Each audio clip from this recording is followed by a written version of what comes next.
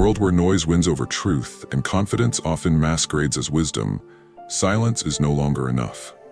You must learn to question, not to humiliate, not to argue, but to expose illusion. Because most people do not think. They repeat, they defend opinions they never earned, and build entire identities around borrowed beliefs. Socrates once said, "The unexamined life is not worth living." But in today's world, most live the unexamined argument. They talk to win, not to understand.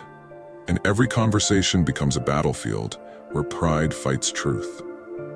You cannot stop the noise, but you can learn the art of questioning. Questions sharp enough to cut through falsehood without raising your voice. Because reason is the quietest weapon. And when wielded correctly, it makes arrogance collapse under its own weight. In this video, we'll explore 5 Socratic questions. Questions that can shatter lies, disarm manipulation, and expose the weakness in any argument. Not through aggression, but through calm, relentless logic, the way of a Stoic warrior of the mind. Let's begin. Question 1. What do you mean by that? The simplest question, and yet the deadliest. Most arguments collapse the moment you ask someone to define their terms. Because clarity exposes confusion. When someone says, "That's unfair," or "He's wrong," or "You shouldn't do that," don't react, ask, "What do you mean by unfair?" Or, "What exactly is wrong about it?" You'll see hesitation, because most people use emotional words without understanding them. They rely on tone, not truth. Epictetus taught, "First learn the meaning of words, then speak." If a man cannot define what he condemns, he has already lost the debate. He just doesn't know it yet. A Stoic never rushes to prove. He asks, listens, and lets contradiction expose itself. Because once a claim is forced to stand on clear definitions, it either gains strength or it crumbles. And you never had to raise your voice. Silence is powerful, but a well-placed question is divine. Question 2. How do you know that? In an age of blind confidence, this question separates thinkers from believers. People will quote headlines, repeat rumors, or assert moral superiority, all without evidence. They sound certain, but their foundation is air. Socrates faced this same illusion in Athens. People claimed knowledge they didn't have, and he exposed it with humility, not mockery. He would simply ask, "How do you know?" Ask it sincerely, not sarcastically. Because truth-seeking begins where ego ends. When you ask someone how they know, they're forced to face the structure of their own belief. Is it experience, evidence, or emotion? Most of the time, it's hearsay wrapped in passion. Seneca said, "Ignorance is stubborn and prejudice is hard." You can't defeat either with shouting, but you can make them collapse when you calmly reveal that their certainty has no roots. A Stoic warrior does not fight opinions, he tests them. And this question is his blade. Question 3. Could you be wrong? This is where the battle shifts inward. This question is not a weapon for others, it's a mirror for yourself. In every debate, pride whispers, "You're right." Ego clings to victory. But truth lives only where humility breathes. Marcus Aurelius wrote, "If someone can prove me wrong and show me my mistake, I will gladly change, for truth is my only concern." That is strength. The courage to be wrong is rarer than the courage to fight. When you ask others or yourself, "Could you be wrong?" you invite reality back into the room. You create space for growth. Because every lie, every weak argument, every false certainty depends on the refusal to ask this one question. To live stoically is not to be unshakable, it is to be correctable. And only the wise are willing to be corrected. This question humbles you. It removes the poison of pride and leaves behind pure reason. In dialogue, it's disarming. In introspection, it's liberating. Remember, the goal of a Stoic is not to win arguments, it's to win clarity. And no man can reach truth without first doubting himself. Question 4.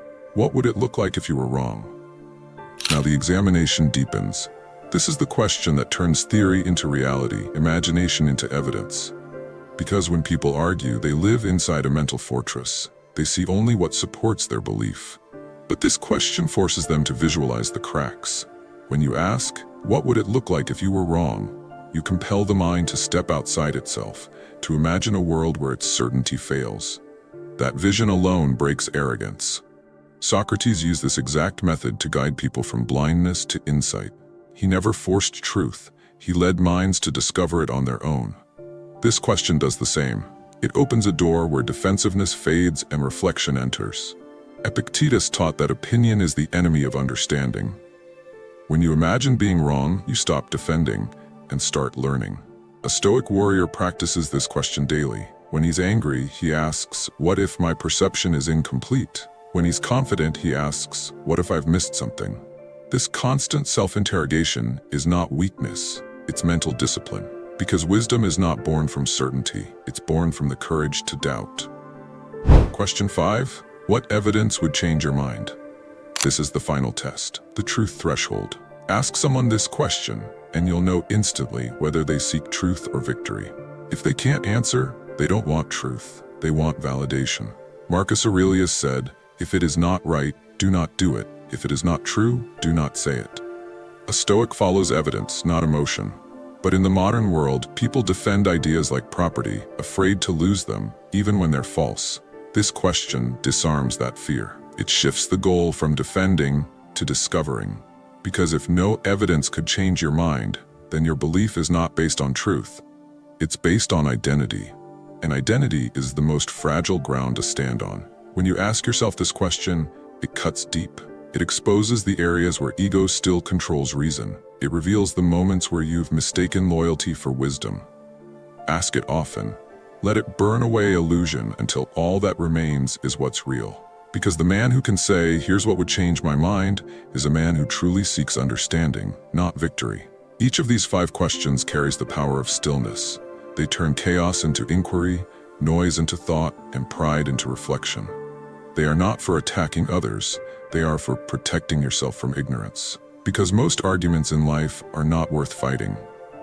They drain energy, ruin peace, and inflate ego. The Stoic path is different. You don't fight fire with fire. You let falsehood burn itself out while you stand calm in reason.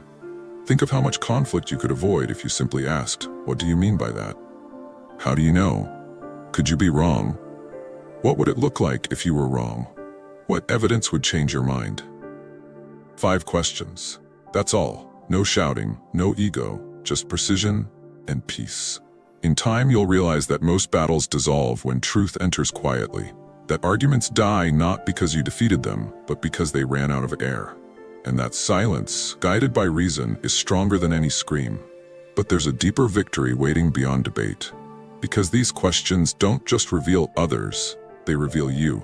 Every time you use them, you confront your own illusions. You notice how your mind craves to be right. You catch your emotional reactions before they speak. This is self-mastery. This is what the Stoics meant when they said the greatest empire is to rule oneself. It's not about being clever in arguments, it's about being calm in truth. When you question yourself as fiercely as you question others, you begin to see reality as it is, not as you wish it to be. And that vision brings freedom.